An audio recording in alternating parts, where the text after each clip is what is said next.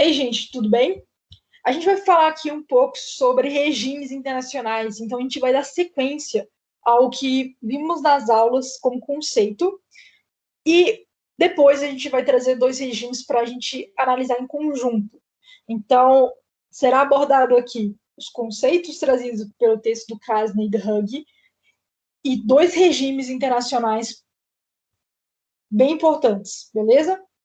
Então, o grupo que vai apresentar é esse daqui, aqui é a Sara que está falando, e a gente vai traçar agora um pouquinho das ideias do Krasner sobre o que são regimes e por que eles existem. E não só do Krasner, mas também desse texto do Hug, né, que fala sobre o que são os regimes internacionais na visão do liberalismo embebido. Okay? Então, vamos lá. Os regimes, né? O que são os regimes, afinal de contas? Então, os regimes é chamado pelos dois autores que os regimes eles precisam ser entendidos como algo maior, né, do que arranjos temporários ou regras ad hoc.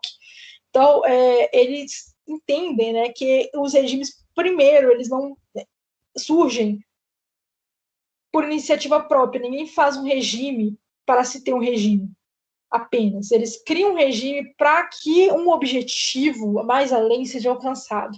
Então, por exemplo, se a gente cria, né, uma convenção focada em segurança internacional, é porque existe um motivador por trás, ou seja, em prol da segurança internacional ou em prol de uma intenção imperialista ou de poder sobre outros estados. Então, existem razões por trás dos regimes e não somente para ter regras que controlem o sistema internacional. Então, os autores eles vão trazer três visões, né, importantes sobre os regimes internacionais. Então, primeiro a gente vai falar dos estruturalistas convencionais, né? Então, eles vão falar que os regimes eles são ineficazes. E por que eles falam isso? Porque a visão dos estruturalistas, né, tradicionais, eles vão trazer que os estados são as únicas entidades que importam dentro das relações internacionais. E, por sua vez, os regimes, eles são atores muito secundários, ou melhor, eles não são nem atores internacionais. Então, isso aí é bem aquela visão realista em que apenas os estados importam, apenas as ações dos estados são relevantes, ok? E que acordos internacionais neste estado que é hobbesiano são ineficazes. Já os grossianos, né, eles vão trazer uma visão completamente distinta e oposta, que sim, dentro de um cenário de relações internacionais que é altamente complexo, em que os estados, né, tem os estados, tem as empresas, tem outros atores, você vê que regimes não são importantes, é uma visão um tanto quanto restrita, né? Um tanto quanto quadrada. Então, eles concordam, né, que os regimes eles vão influenciar comportamentos e resultados, e que o desenvolvimento de regimes é visto como uma função de 5 variáveis causais, que é o autointeresse dos estados, é o poder político, normas e princípios, costumes. Então, a gente vai falar um pouquinho mais disso depois. Agora, os estruturalistas moderados, eles vão trazer, né, que os regimes, eles podem, às vezes, ser importantes, eles podem, às vezes, ajudar a corroborar para que um objetivo do Estado egoísta e, às vezes, que custa cooperar, seja alcançado dentro de um regime. Legal? Então, eu vou falar um pouco agora sobre a diferença entre regime e acordo internacional. Então, o acordo, ele é um arranjo ad hoc, né? Então, o acordo é criado por uma situação específica, no momento específico. Por exemplo, uma situação ad hoc dentro do direito seria a questão de pós-guerra julgarem, né, os criminosos de guerra no Tribunal de Nuremberg. Foi criado para aquela situação específica. Então, eles precisavam de julgar aquilo. Então, isso vai ser falado provavelmente depois, mais tarde, mas foi uma situação específica. E agora, eles viram, né, devido uma repetição do cenário, uma possibilidade de repetição do cenário, né, de crimes de guerra, tem a necessidade de existir um julgamento. E, por fim, existem, né, os regimes para facilitar esses acordos ou para facilitar a existência de normas e expectativas que vão facilitar essa cooperação, né? Então, legal. Então, é isso que é a diferença fundamental. Então, geralmente, de um regime pode-se surgir diversos acordos, né? Então, e de um acordo pode se surgir um regime, dado experiências passadas. Agora, eu vou falar de mudanças de regime. Krasner, ele vai falar sobre a questão de que, às vezes, o regime ele se altera. Então, por exemplo, devido a experiências, né, ou necessidades dos estados participantes de um determinado regime, existirão novas regras ou novos conceitos ali que vão alterar características de um regime ou vão alterar regras dentro deles. Então, esse regime ele só é de fato alterado se os estados que participam desse regime eles são de acordo, ok? Agora, a mudança de um regime já é diferente, é quando já não faz mais sentido a existência desses encontros, acordos, normas internacionais, e existe um esvaziamento, um abandono. E aí, por fim, já cai por terra aquele tipo de regime, entende? Então, essa é a diferença entre uma mudança de regime e um novo surgimento de um regime. Então, uma é de continuidade e a outra de quebra de paradigma, ok? E aqui está alguns regimes internacionais que a gente pode ter como exemplo. Então, basicamente, são direitos humanos, regimes internacionais de meio ambiente, regimes de segurança internacional, e existem diversos outros também. E aqui eu vou falar um pouquinho da visão grossiana, né, dos desenvolvimentos dos regimes. Então, ele vai falar, os grossianos, né, que o autointeresse egoísta, né, é a explicação predominante para a existência de um regime internacional. Então, se os estados eles têm um autointeresse, uma autodeterminação, e eles vão estar sempre buscando maximizar a sua função de utilidade, né, e de alcance de objetivo, então eles vão se preocupar com o comportamento dos demais que afetam a sua própria utilidade. Então, por exemplo, por isso que a gente vai criar normas, né, e normas, princípios, costumes, porque a gente quer que o comportamento do outro, né, não afete o nosso bem-estar e interesse. Então, a gente pode até pegar na questão interna de um país, né? Se, porventura, a gente acredita que a segurança é um interesse de todos, né? É o meu interesse, então a gente vai criar normas, né, de direito para que existam coibições de determinados comportamentos. Por exemplo, não posso andar com uma arma, ou não posso fazer alguns comportamentos violentos para resguardar o interesse de autopreservação do outro. Então, essas teorias, né, elas vão se basear basicamente na visão, né, hobbesiana de autointeresse, que os estados eles vão buscar maximizar a diferença entre suas capacidades de poder e de seus oponentes, e basicamente é focado nesses princípios, né? Agora, uma coisa interessante é que a existência de um regime ele vai vir com a relação, né, de acordo e reciprocidade, principalmente para os grossianos. Então, quando os estados eles aceitam, né, a existência de um diálogo e uma existência de normas é porque eles estão buscando sacrificar interesses a curto prazo, interesses menores, na expectativa de que esse arranjo que é um arranjo internacional, um acordo, e esses regimes que, de uma forma, coíbem, né, o comportamento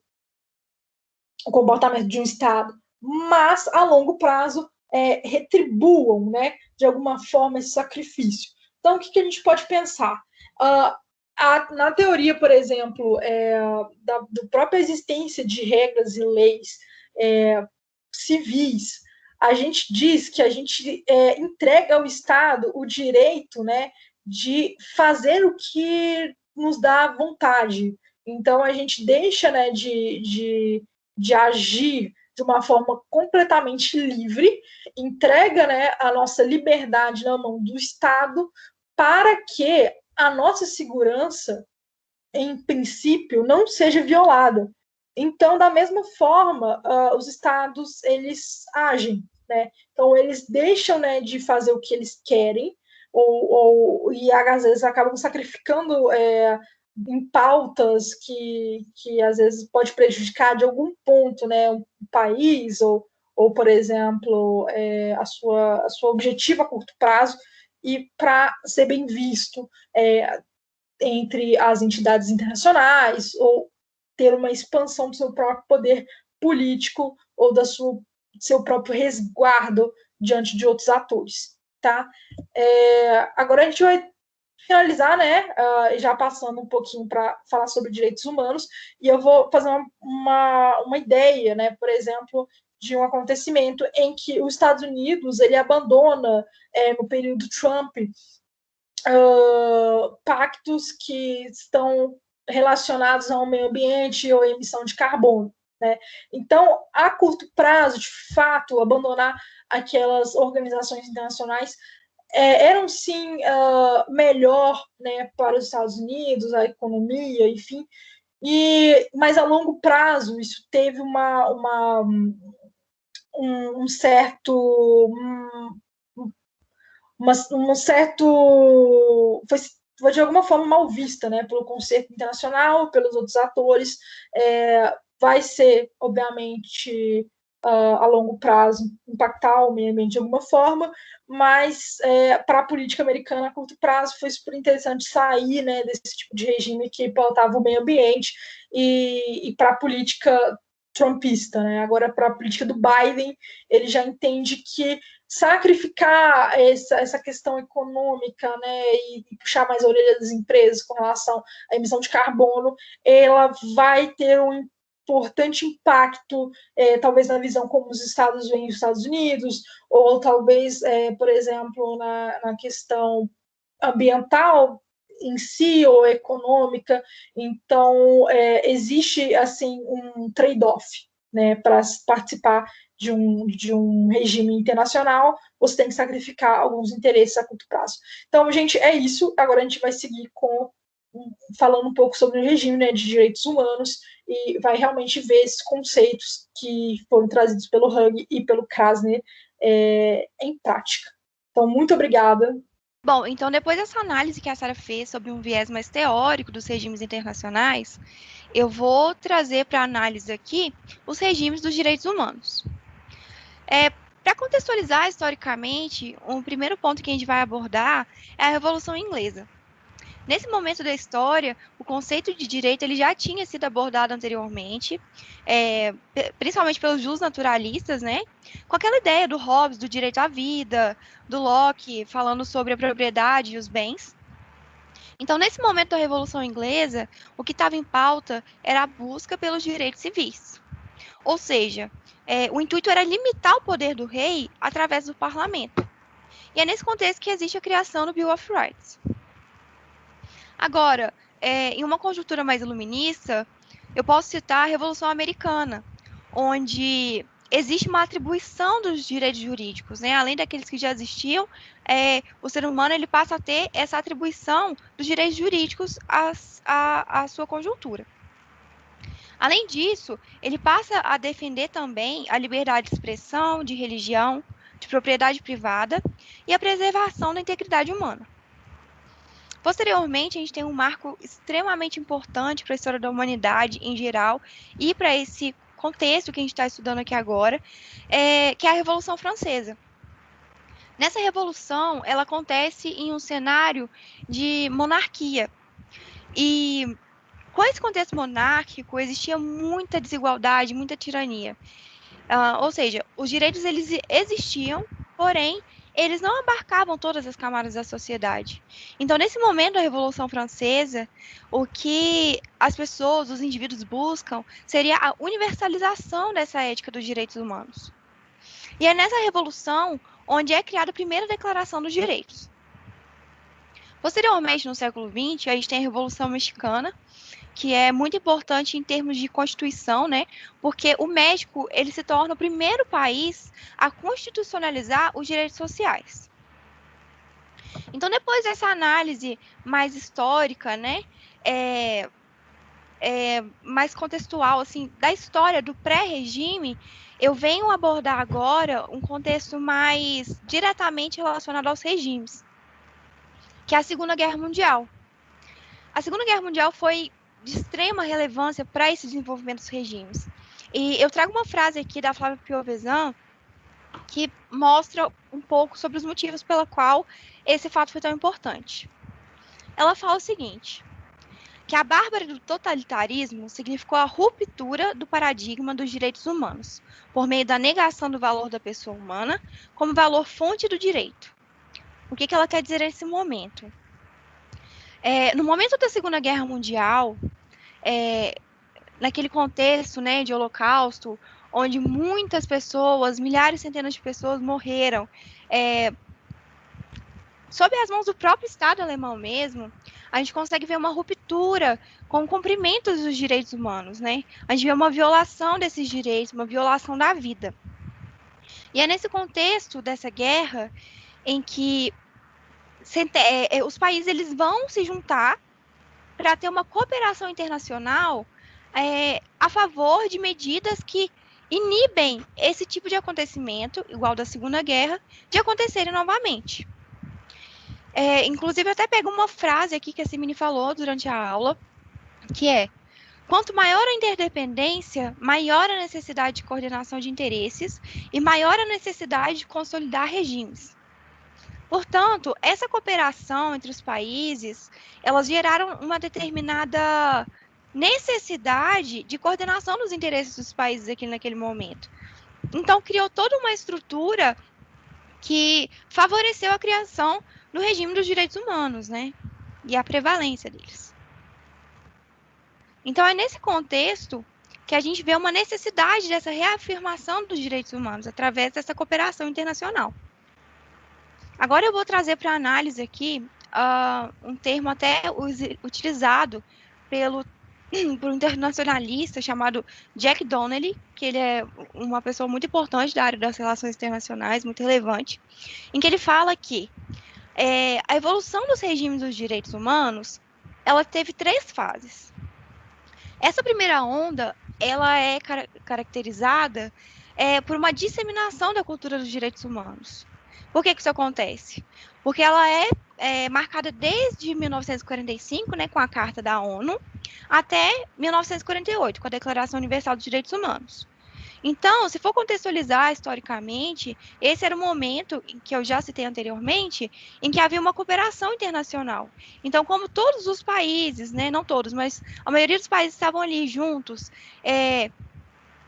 recriminando, né, as práticas que foram feitas na Segunda Guerra Mundial, houve essa disseminação da cultura dos direitos humanos.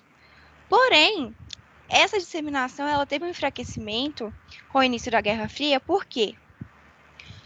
Com essa bipolarização do mundo, os países eles estavam muito mais interessados em se defender daquele momento, né? Em tomar seus partidos, tomar seus lados dessa bipolarização.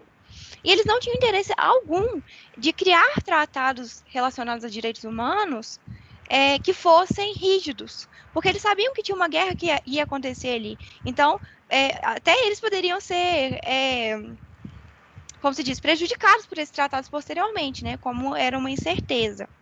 Então, é uma quebra e uma diminuição dessa disseminação da cultura dos direitos humanos. A segunda fase, que é proposta pelo Jack Donnelly, é mais caracterizada por direitos individuais. Por que esse contexto acontece? Se vamos separar, a segunda onda, ela acontece no ano de 1965, e contextualizando historicamente, A década de 60, ela é muito marcada por essa luta pelos direitos individuais, tanto que aquele discurso, né, do Martin Luther King, Eu Tenho um Sonho, ele é feito no ano de 63, 1963. Portanto, essa segunda onda, ela é marcada pela ampliação desse escopo dos regimes com direitos individuais. E não só a ampliação desses direitos individuais, como também pelo monitoramento desses direitos, do cumprimento desses direitos. Então, ele pode ser marcado pela Convenção Internacional de Eliminação de Todas as Formas de Discriminação Racial, até o ano de 1970, com a Resolução de 1503, que ela ampliou os poderes da Comissão dos Direitos Humanos através dessas questões de monitoramento, né? Porque ela vai dar o aval para... Não aval, né? Mas, assim, autonomia para um monitoramento sigiloso de países que talvez pudessem descumprir esses direitos individuais. Aqui termina a segunda onda. Já a terceira, ela é caracterizada justamente pela permanência dessa questão dos direitos individuais, que já foi ampliado anteriormente na segunda onda, e eles permanecem na terceira a partir da década de 70. Então, é nessa terceira onda em que a gente tem a criação de diversos tratados que vão favorecer os direitos individuais, como, por exemplo, convenções que vão favorecer a mulher, né? Vão favorecer a criança, que vão recriminar a tortura, o tratamento com penas cruéis ou desumanas, enfim. E aí, depois dessa contextualização mais histórica, mais recente, né, sobre a evolução dos regimes de direitos humanos, em que a gente consegue fazer uma análise krasniana do regime dos direitos humanos. Aqui eu estabeleci, né, nessa análise, aquelas 4 camadas propostas pelo Krasner, onde a gente tem o princípio, a norma, a regra e a tomada de decisão. E eu quero trazer aqui uma comparação, né, uma alusão ao contexto histórico pré-regime, em que eu citei anteriormente, em que é muito cabível o desenvolvimento desses conceitos pelo Krasner. Como, por exemplo, a Revolução Inglesa e a Revolução Americana, ela serviu para a definição dos princípios dos direitos humanos, onde a gente fala de dignidade, né? A gente fala de igualdade, a gente fala de direito à propriedade, à vida. Já a Revolução Francesa, ela pode ser considerada como um marco para a definição da norma nessa análise, porque a norma, nesse caso, ela pode ser considerada a universalização a universalização dos direitos, né? Então, seguindo até aquela referência do Immanuel Kant, a gente diz que a universalização vem da generalização dos princípios éticos, o que foi totalmente proporcionado pela Revolução Francesa. Bom, aí agora a gente passa para outro período histórico que já foi citado, que é a Revolução Mexicana, que vai contribuir para a definição das regras e das tomadas de decisão. Por quê? É a partir da Revolução Mexicana que a gente tem a constitucionalização desses direitos, né? Portanto, eu trago aqui como exemplo, de uma maneira mais palpável e mais recente, os princípios que já foram estabelecidos, né, que eles não mudam, a norma, que é a universalização da generalização, né, desses direitos, que também não vai mudar, eles permanecem com a evolução desses regimes. Porém, os exemplos são baseados, como, por exemplo, na Convenção de Eliminação de Todas as Formas de Discriminação contra a Mulher, que foi criada na década de 70. E eu coloco aqui como tomada de decisão a Comissão dos Direitos Interamericanos. Para exemplificar ainda mais, eu posso trazer à tona o caso da Lei Maria da Penha, né? Que acontece em um contexto onde o Estado Nacional Brasileiro ele não consegue atender, né, a demanda do amparo a esse caso, e ele é transferido internacionalmente, né? A mulher ela vai recorrer internacionalmente para resolver esse caso, e ele é amparado pela Comissão dos Direitos Interamericanos. Ou seja, essa tomada de decisão, né, é feita pela parte da Comissão dos Direitos Interamericanos para monitorar o acontecimento das regras da Convenção da Eliminação de Todas as Formas de Discriminação contra a Mulher.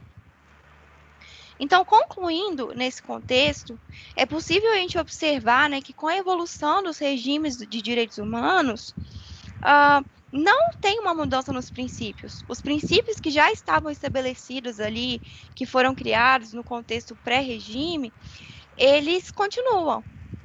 A norma de universalização, ela também vai continuar baseada naqueles princípios. No entanto, se a gente for reparar as regras, elas vão avançando conforme o tempo, né? Tanto que vai adicionando os direitos da mulher, da criança, questões raciais. Então, essas regras, elas vão avançando conforme o tempo, tal como as organizações que vão servir para monitorar essas normas. Portanto, a gente chega à conclusão de que essa análise vai muito de encontro com o conceito de Krasner de mudança no regime, onde as principais transformações ao longo do tempo, elas se encontram substancialmente nessas camadas mais rasas do regime internacional, que é a parte de regras, perdão, e a parte de decisão, de tomada de decisão. E esse fato também comprova a ideia do Ruggie de que as normas e os princípios, eles tendem a se manter, já é uma tendência, e que as regras, elas tendem a mudar, assim como a tomada de decisão.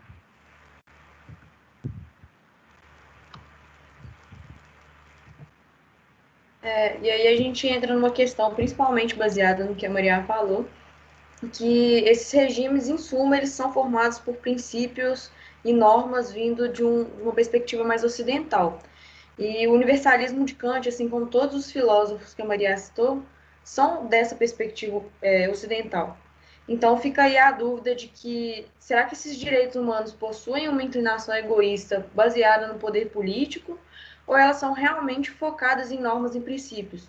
Já que isso segue aquela visão grotiana de que as interações sociais desses países e as normas deles são incorporadas no tipo de regime que ele participa. Então, ele vai estar influenciando o regime igualmente o regime influencia ele. E também em contrapartida com uma visão do estruturalismo modificado, em que o país vai ali criar o regime a favor dos seus interesses. Então, fica aí essa dúvida de em qual momento isso se encaixa. E aí a gente trouxe como uma possível interpretação a questão da intervenção humanitária. A gente sabe que por trás de muitas dessas intervenções em outros países e que violam a soberania de alguns países, tem questões políticas e econômicas. E quando a gente vai perceber quem delibera esse tipo de intervenção humanitária, a gente sabe que é ali o Conselho de Segurança, formado principalmente por países que têm grande poder. Então fica a dúvida se esses países que têm grande poder não enfrentam problemas que eles intervêm em outros países, ou eles simplesmente intervêm porque esses países são mais fracos, principalmente os países periféricos. Então é aí querer saber se é realmente a lei do mais forte ou se essa intervenção humanitária está por trás das normas e princípios dos direitos humanos. E aí, segundo o Michel Pug, isso ocorre por 3 motivos, a questão dessa invasão em países periféricos. Porque ela surge a partir da vontade de alguns atores internacionais de se beneficiar de desigualdades internacionais. Então, eles vão, para tentar manter esse status quo, se utilizar de intervenções para fazer com que os estados mais pobres e marginalizados economicamente sejam vistos como os maiores violadores de direitos humanos e alvo das intervenções. E acaba que essa intervenção não vai exatamente para o povo que está ali sendo vítima de alguma violação, e sim para poder fazer interesses geopolíticos valerem. E aí acaba que é isso que fala nos outros 2 pontos que estão aqui, que o uso da força é o resultado da convergência de interesses dos estados em prol da geopolítica e dos interesses geopolíticos. Então, vale a pena pensar se talvez esse regime dos direitos humanos, seguindo o conceito do Oren Young, é um regime que é imposto. Então, é aquilo de ele ser uma combinação de sanções e incentivos para forçar outros atores a agir com um conjunto particulares de princípios, normas, regras e procedimentos, que são majoritariamente formados por esses países que são muito fortes. E aí eles criam esses regimes em prol dos seus interesses particulares e os outros acabam tendo que ser... acabam sendo levados a aceitá-los porque seu ganho foi manipulado aí. E suas opções acabam sendo limitadas.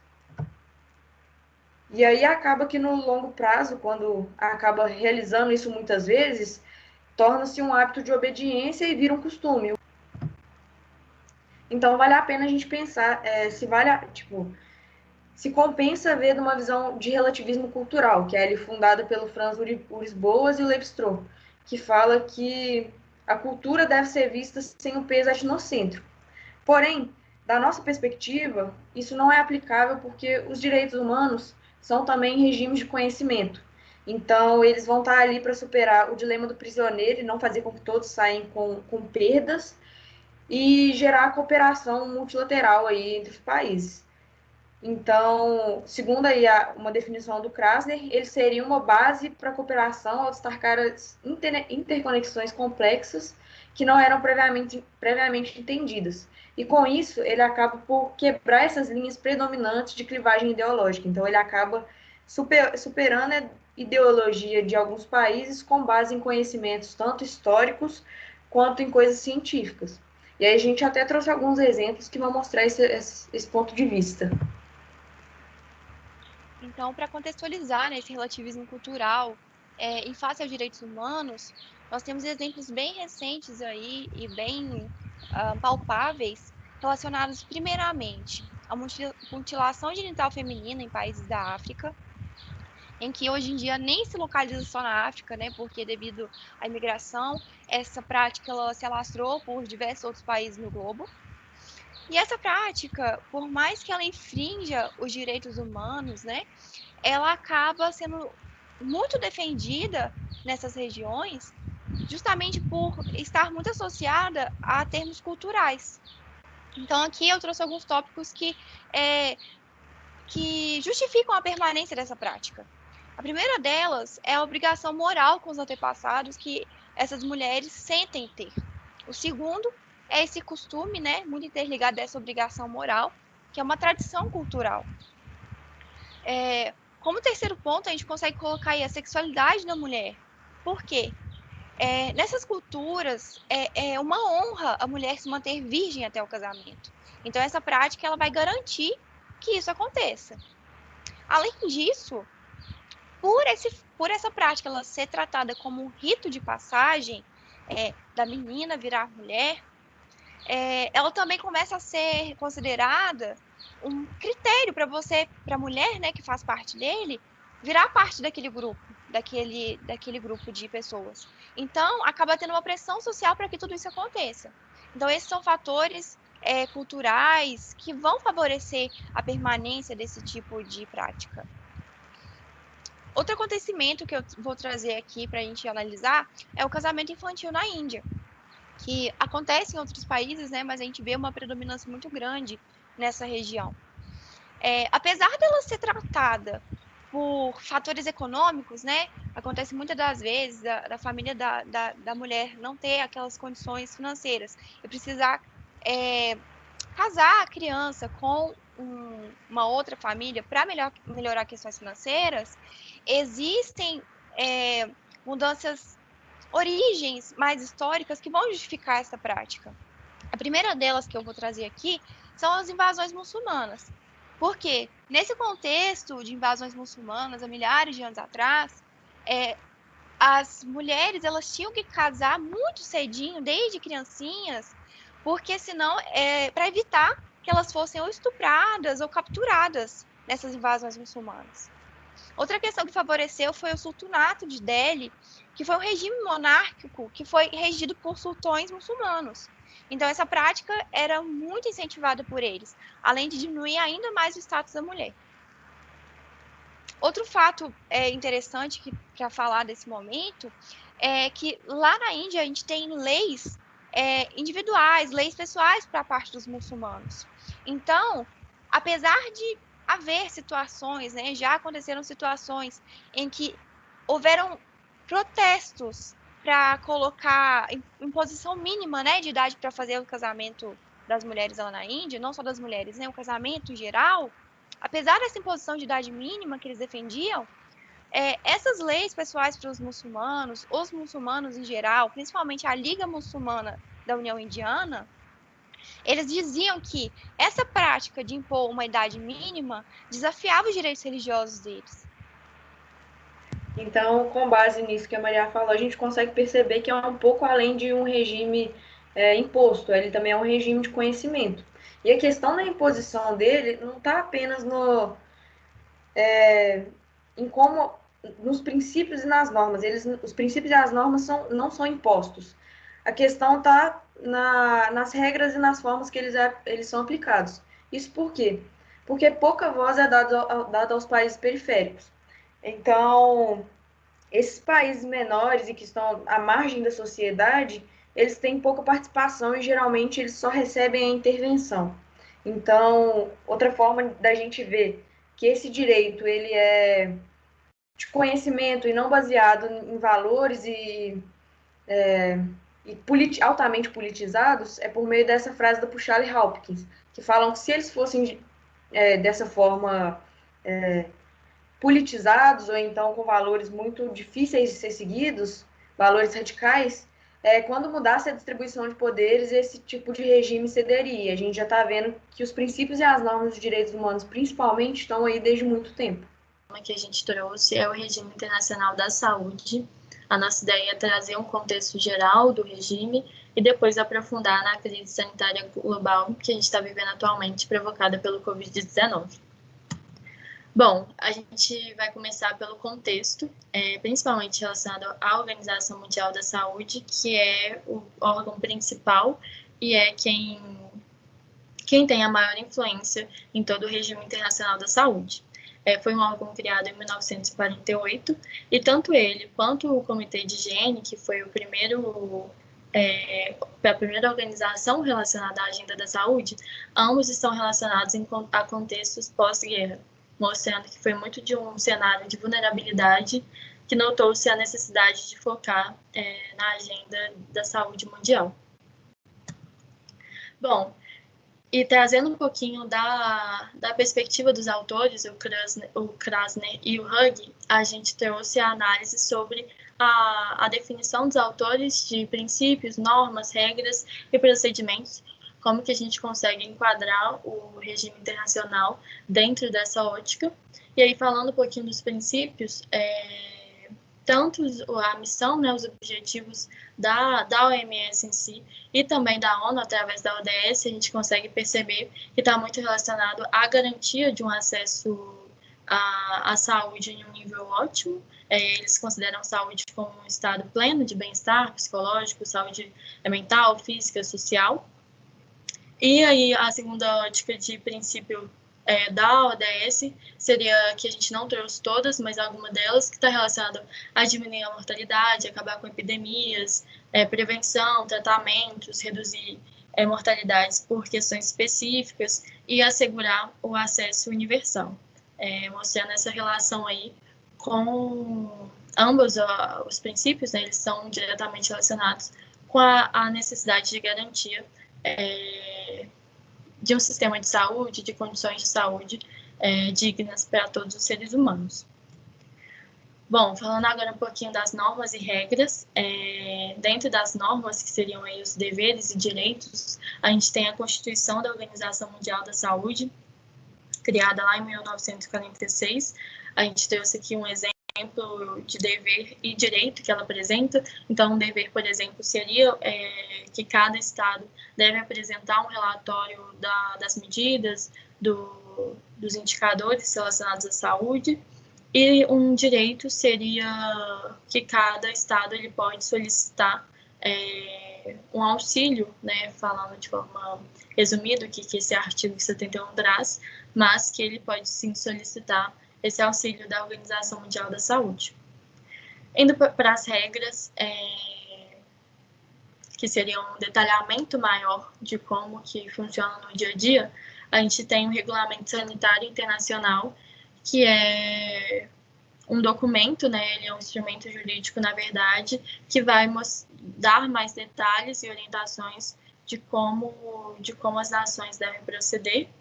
E aí ele traz aí o que seria esse regulamento sanitário. Então, os países se enquadrarem dentro deles, precisam cumprir essas regras, que é a capacidade de detectar, avaliar, relatar e responder dentro do âmbito internacional. Bom, e falando dos procedimentos, aqui a gente restringiu a maior parte à Organização Mundial da Saúde, mas vale lembrar que existem outras organizações, instituições, órgãos internacionais que estão dentro da agenda da saúde, mas a gente trouxe a organização por ser a principal, mas vale lembrar que existem outros procedimentos e outras formas de tomada de decisão, mas a gente achou que seria uma boa forma de resumir. A organização ela é composta pela Assembleia da Saúde, o Conselho Executivo e o Secretariado, e a tomada de decisão ela é dividida tanto entre a Assembleia quanto os comitês regionais, e aí eles têm algumas atribuições, que é desde a formulação de diretrizes, fiscalização, convocação de conferências técnicas, cooperação, recomendações, todas as diretrizes e a operacionalização é formulada por esses dois órgãos, essas duas subdivisões, que é a Assembleia e os comitês regionais. Bom, e aí trazendo mais para a nossa realidade no âmbito internacional, aqui eu trouxe um gráfico que ele é disponibilizado pela OMS, falando da expectativa de vida ao longo do globo, muito para resgatar a ideia de que saúde ainda é um elemento que está relacionado a questões socioeconômicas, políticas, dentro de toda a dinâmica internacional. E aí, esse gráfico, a gente consegue perceber divergências, né? A cor mais clarinha é relacionada à melhor expectativa de vida, e quanto mais escuro, maior. E aí, quando a gente percebe, nesse segundo gráfico, há países com ofertas de sistemas de sanitização, a gente vê uma relação que os países mais pobres são os mais prejudicados, regiões específicas, como que está relacionado com a capacidade governamental desses países à questão da saúde. Bom, entrando agora um pouquinho na questão do Covid-19, a ideia aqui foi mostrar como que essa doença afetou de forma divergente em todo o território. Ainda assim, afetou negativamente todo o território internacional, mas ainda assim de forma heterogênea. E a gente pode atribuir isso a nível de globalização, a implementação ou não das políticas sugeridas pela OMS, políticas domésticas, enfim, várias questões, principalmente políticas, que afetaram esses casos, óbvio também, que tem a questão populacional. Bom, e aqui a gente trouxe, falando abrangentemente sobre o cronograma da OMS na contenção da pandemia, que foi muito, lembrando que a OMS ela tem um caráter recomendatório, então foi muito ela disponibilizou todo um cronograma de projetos científicos, recursos e ações direcionadas pela organização para conter a crise, e também foi divulgado um documento tanto de orientação para países, quanto também para o público, para pessoas físicas, para auxiliar na contenção dessa crise.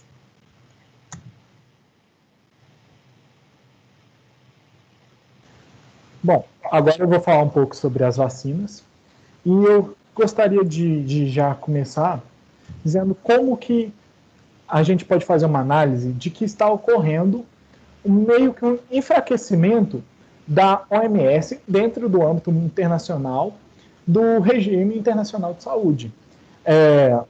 A gente pôde ver nos últimos meses, com a pandemia de Covid-19, que muitos países estão tomando atitudes próprias, por exemplo, Estados Unidos, com a tomada de decisão do que será feito para combater a pandemia ou não. Então, a gente pode dizer até mesmo que, no caso brasileiro, que houve uma influência dos Estados Unidos, uma nação hegemônica, Estados Unidos que não cumpriu ou que não obedeceu às cartilhas, que não obedeceu às recomendações da OMS quanto à pandemia de Covid-19. E então a gente chega numa questão de que nível há realmente essa cooperação entre os países, né? E se está havendo realmente uma cooperação, e também que ponto esse regime da saúde chegou, né? Como que a gente pode avaliar ele? Então a gente pode começar aqui a avaliar esse regime da saúde global pelos países em desenvolvimento.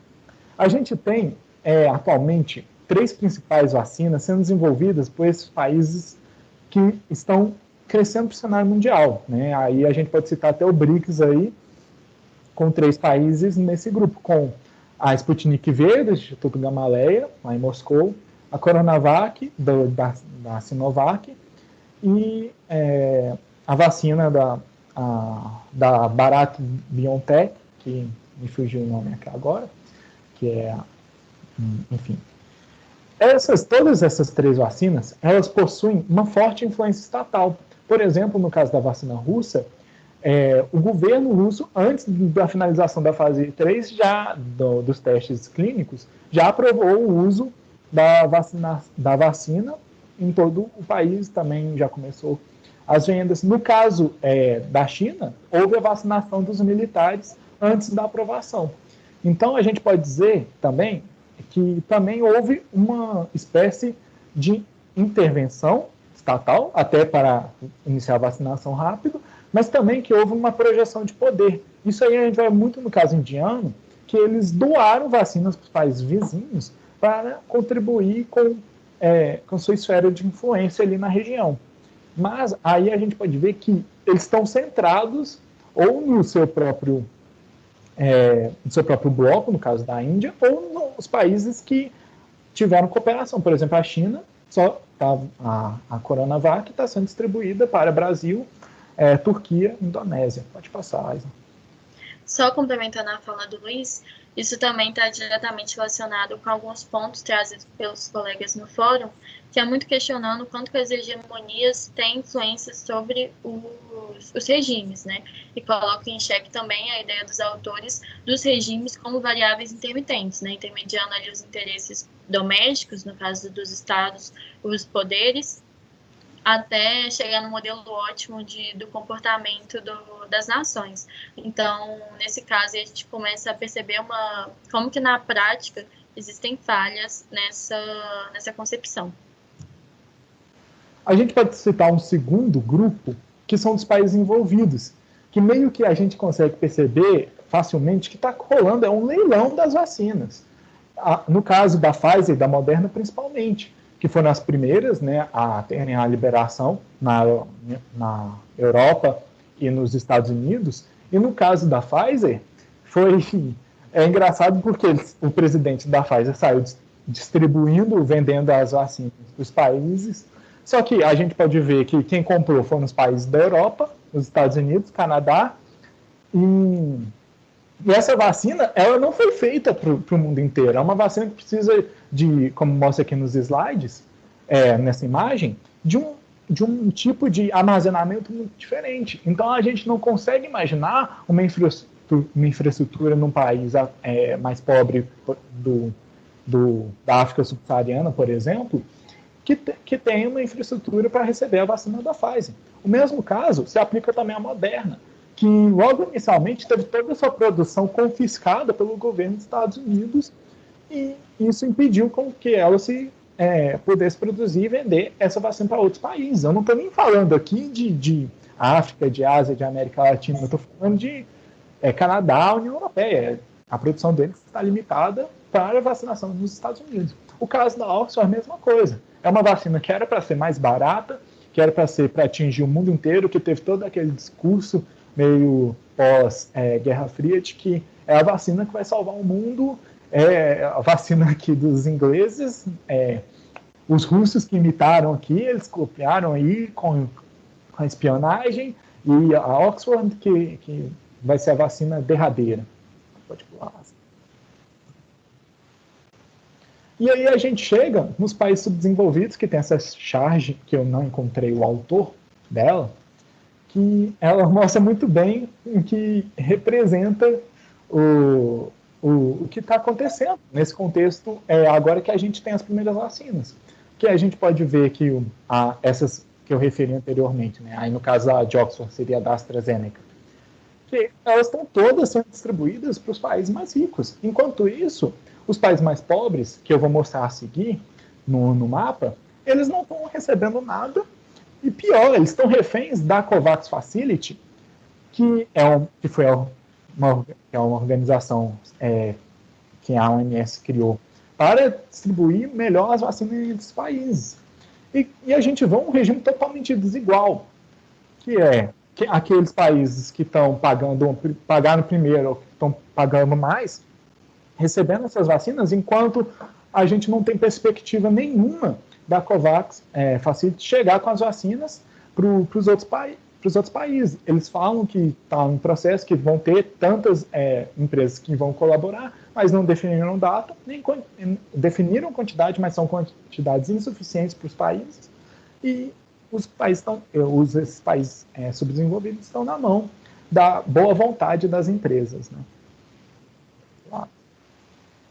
Aí nesse mapa, olha como é que a gente pode ver que os países fora da Europa, dos Estados Unidos, ali que já firmaram acordos, né, ou com a Sputnik, ou com a China, no caso com a Coronavac, ou com a Índia, com as vacinas de Oxford, que também foram produzidas na Índia, que são produzidas na Índia, não na Inglaterra. Então, vale ressaltar isso. E que os países na Europa e na América do Norte já estão todos com o processo de vacinação em andamento. Enquanto a gente não vê simplesmente nenhum país na África com a vacinação em andamento. A gente vê o Oriente Médio, quase todos, sem contar os países mais ricos produtores de petróleo ali, sem a vacinação. E também aqui na América Latina, ali, ó, a gente pode ver a América do Sul ali, só Brasil, Argentina e Chile sendo vacinados.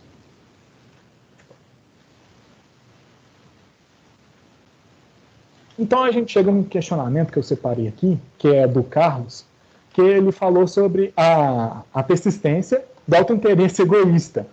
E ele fala basicamente, resumindo a pergunta dele,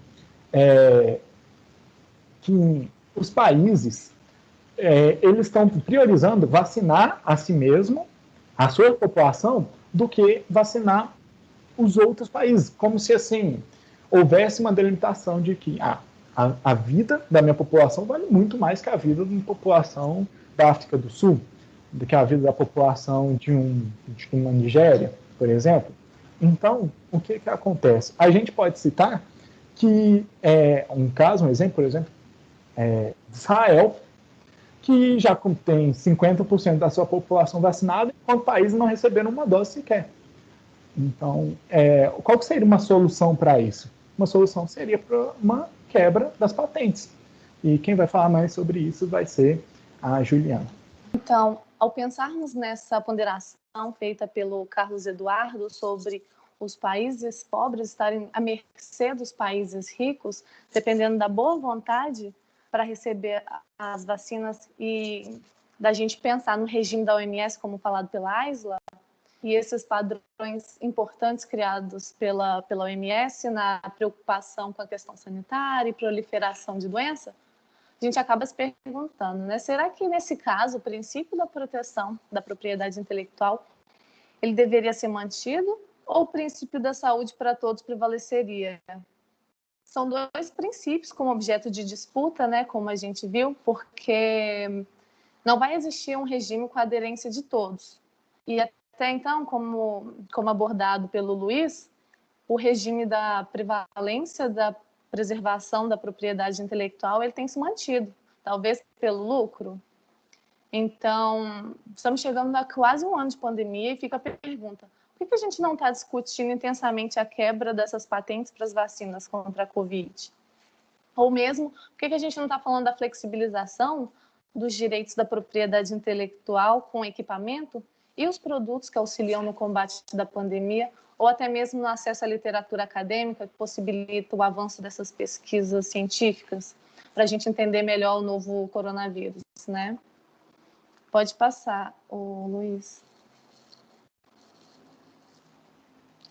Então, para a gente entender melhor como que esse regime das patentes funciona e a possibilidade da gente quebrar ou flexibilizar, é importante que a gente entenda como que ele funciona. Toda a patente, ela é registrada por um órgão que regulamenta a propriedade intelectual e ela tem um tempo máximo de existência, né? Seja 10 ou 20 anos.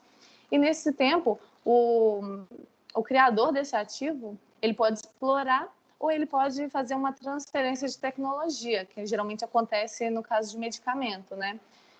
Um laboratório vai explorar e aí o criador vai receber os royalties. Aí depois dessa data de expiração, a patente ela entra em domínio público, ou seja, todo mundo vai ter acesso aos detalhes técnicos e, se for o caso, reproduzir esse medicamento, que aí, como a gente conhece, é o genérico, né?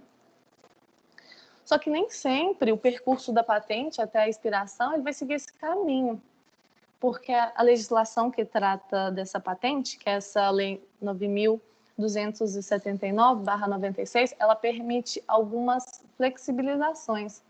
Uma delas é conhecida como a licença compulsória. O que seria a licença compulsória? É uma antecipação e ela faz com que essa patente ela entre em domínio público antes da hora. Só que, assim, é importante a gente falar que os titulares eles não deixam de receber os lucros porque a patente foi quebrada, houve a licença compulsória, agora outros laboratórios podem explorar, né?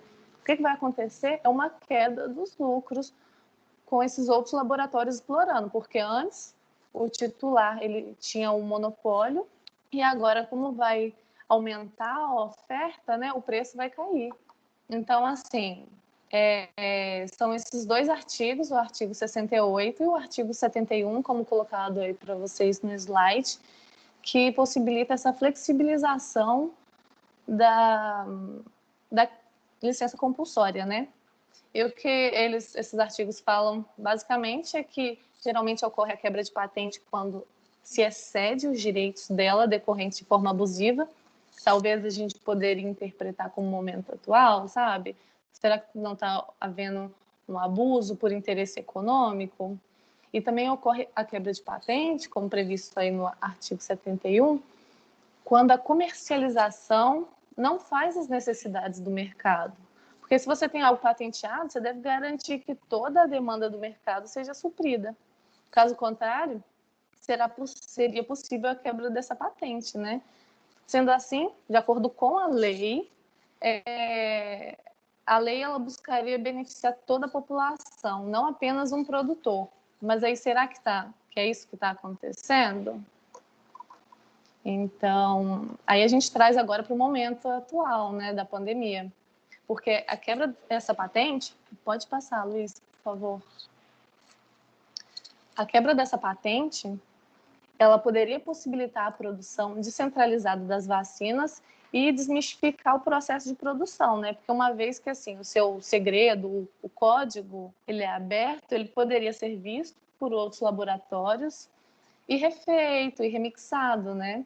E aí está acontecendo uma proposta global de liberar as patentes das tecnologias e medicamentos ligados ao tratamento da Covid, que é essa Open Covid Pledge.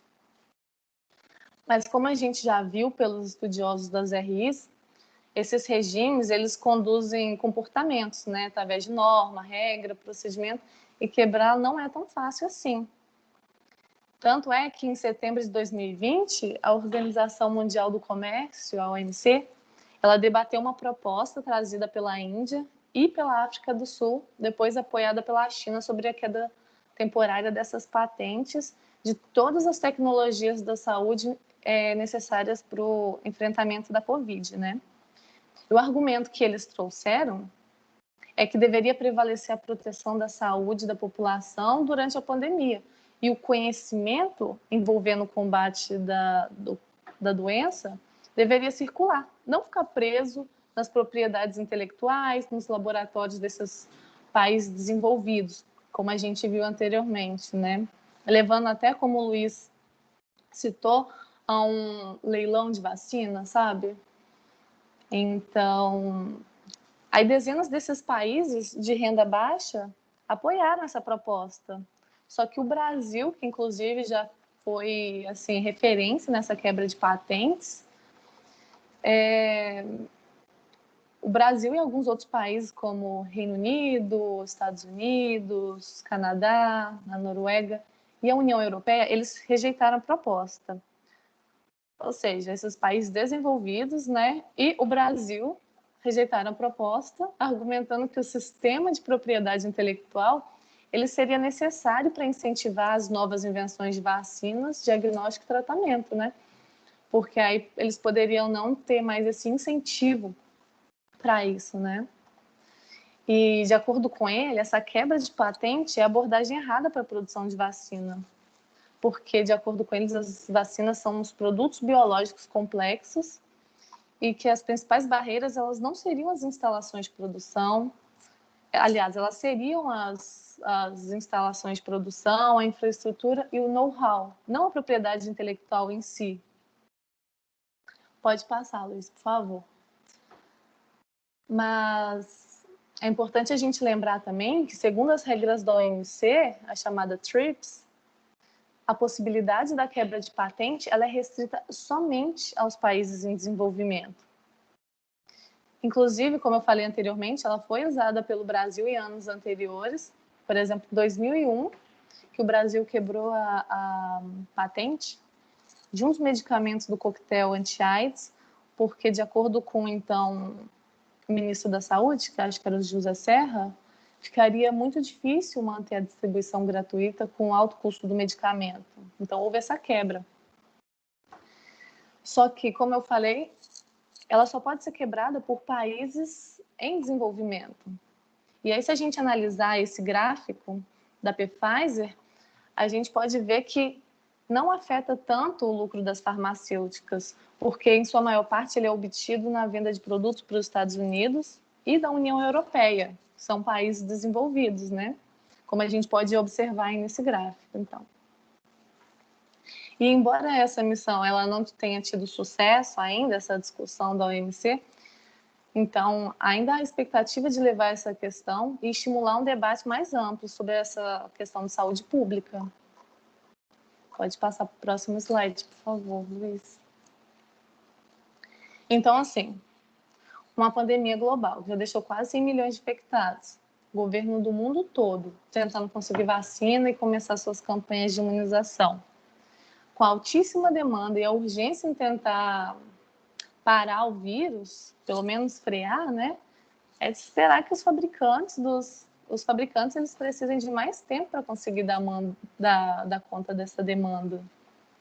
E aí é nesse entrave que o Brasil se encontra na espera pela disponibilização das vacinas para a população, porque a gente está basicamente esperando por conta das vacinas, né, da AstraZeneca, que é da Índia com Oxford, e a vacina chinesa, né? E a Índia ela já divulgou que ela primeiro distribuiria as doses aos países vizinhos antes de vender para o Brasil, né? Isso por causa da diplomacia profissional e os interesses nacionais estratégicos. Até porque a Índia, ali no leste asiático, ela é o país mais importante e ela atrai pessoas de todos os países vizinhos. Então, se ela ajuda na imunização desses países, a chance do Covid voltar a entrar ali na Índia cai bastante.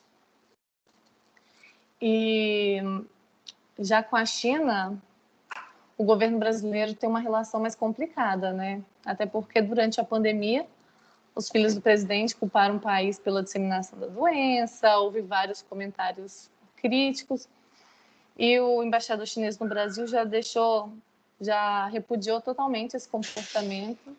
E assim, é importante a gente falar que o Brasil ele depende da China e não só para exportação de materiais para fabricação da vacina.